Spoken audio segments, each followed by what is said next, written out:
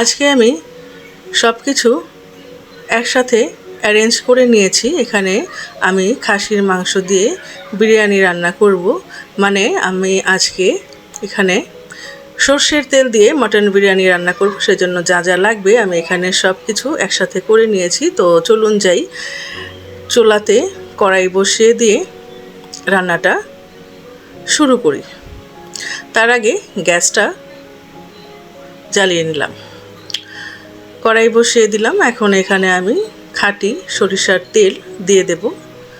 কড়াইটা একটু গরম হোক। দিয়ে দিচ্ছি সর্ষের তেল। এটা একদমই খাঁটি, আমাদের বাসার পাশেই সরিষার তেল ভাঙানো হয় সরিষা দিয়ে, সেই সরিষার তেলটাই আমি এখানে নিয়েছি। দিয়ে দিলাম তেজপাতা, দারচিনি, এলাচ। এটা একটু ভাজা হোক, তারপরে এখানে আমি পেঁয়াজ দিয়ে দেব।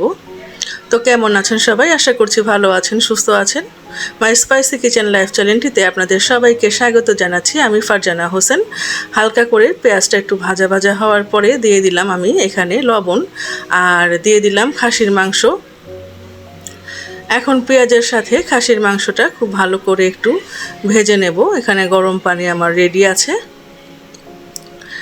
খাসির মাংসটা ভালোভাবে ভাজা হয়ে যাওয়ার পরে এখানে আমি একে একে বাকি মশলাগুলো দিয়ে মাংসটা ভালোভাবে কষিয়ে নেব। তো আমার ভিডিও যারা দেখছেন তারা একটা লাইক করে দেবেন, সাবস্ক্রাইব করবেন, কমেন্টস করবেন, শেয়ার করবেন।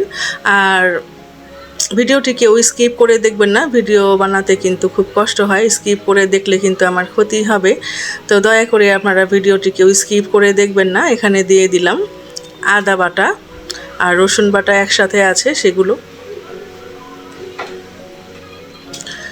খুব ভালোভাবে আদাটা এখানে আমি মাংসের সাথে মিশিয়ে নেব।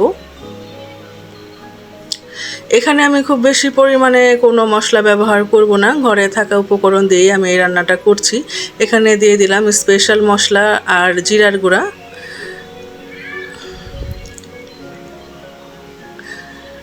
একটু নেড়ে চেড়ে নিচ্ছি।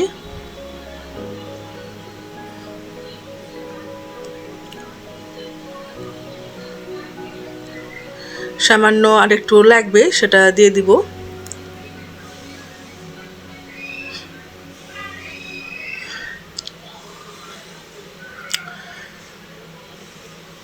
আরেকটু ভালোভাবে মাংসের সাথে এই মশলাটা মিশিয়ে নেব। দিয়ে দিলাম আমি টক দই।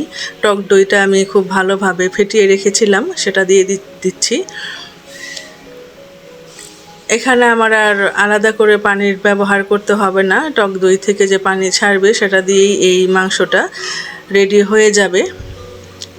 কাঁচামরিচ দিয়ে দিলাম।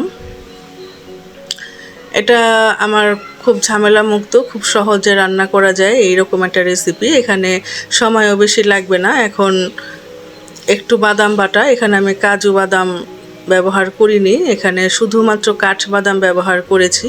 অনেকে আবার কাজু বাদাম ব্যবহার করে, তবে আমার কাছে মনে হয়েছে যে কাঠবাদামের স্মেলটাই ভালো এটার জন্য। তো এখানে আমি দিয়ে দিলাম সামান্য একটু মরিচের গুঁড়া, বাস, আর কোনো মশলা এখানে ব্যবহার হবে না।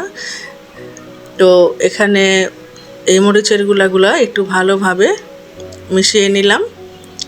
এখন এটাকে ঢেকে দিব। এই ঢাকনাটা ছোট হয়ে গেল, তো আরেকটা ঢাকনা দিলাম।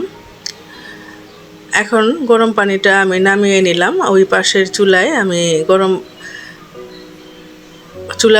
ওই পাশের চুলায় আমি খাসির মাংসর কড়াইটা রেখে দিলাম, এটা হতে থাক। আর এই পাশের চুলায় আমি পোলাও রান্নার জন্য হাঁড়িটা বসাবো।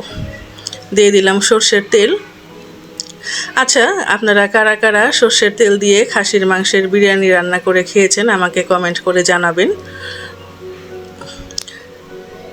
দেখুন সর্ষের তেলে ফেনা উঠে গিয়েছে, এর অর্থ হচ্ছে তেলটা খাঁটি তেল ছাড়া সর্ষের তেলে ফেনা ওঠে না।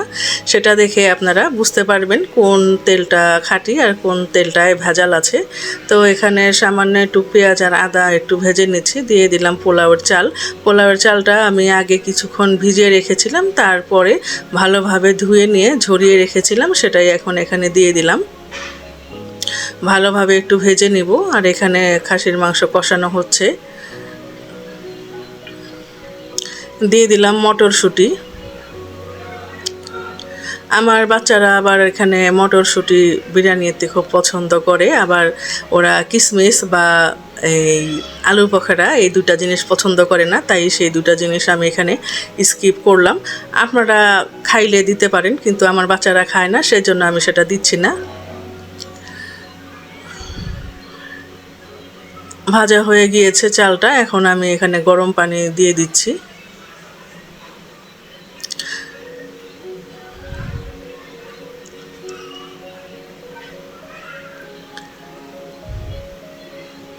খুব সুন্দর একটা স্মেল আসতেছে এখনই। পরিমাণ মতো আমি গরম পানিগুলো দিচ্ছি, আর এখানে আরেকটু গরম পানি দিলাম, আর বাকিটা আমি গুঁড়া দুধ গুলে দিয়েছি, আর একটু পানি দিলাম। কিন্তু পানি কিন্তু আমি মাপের বাইরে দিইনি, মাপের ভেতর থেকে আমি সব কিছু এখানে করলাম। আচ্ছা ঠিক আছে, এখানে কিছু কাঁচামরিচ দিলাম। এখন দিয়ে দিব লবণ।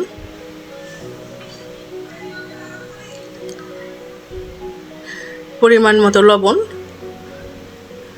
আমি এমন পরিমাণে লবণ দিয়েছি যে পরবর্তীতে আমার আর কোনো টেনশন থাকবে না যে লবণ হলো কি হলো না। আমার রান্না করতে করতে একটা আন্দাজ চলে এসেছে। তো এটা ভালোভাবে ফুটে উঠুক, একটু ঢেকে দিই। তো পানিটা প্রায় শুকিয়ে গেছে, এখন আমি এটাকে দমে দিব। তো আশেপাশ থেকে যে হাঁড়ির যে চালগুলো উপরের দিকে ছিল সেগুলোকে আমি নামিয়ে দিচ্ছি। এখন এটাকে একটু দমে রাখবো। চুলার নিচে মানে হাঁড়ির নিচে চুলার উপরে একটা তাওয়া বসিয়ে দিয়েছি যেন পোলাওটা পুড়ে না যায় নিচ দিয়ে। এখন এটা কিছুক্ষণ দমে রাখার পর আবার এসেছি, এটাকে উল্টে পাল্টে দিব। এটা প্রায় ফুটেই গিয়েছে, ফুটেই গিয়েছে। এখানে এখন আমি ভালোভাবে নেড়ে চেড়ে উপর নিচ করে খাসির মাংসগুলো এটার সাথে মিশিয়ে নেব। আর এই যে এখানে আমি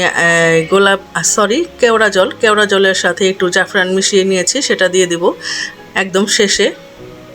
তো এখানে দেখুন আমার খাসির মাংসটাও কষানো হয়ে গিয়েছে পোলাও রান্না করতে করতে।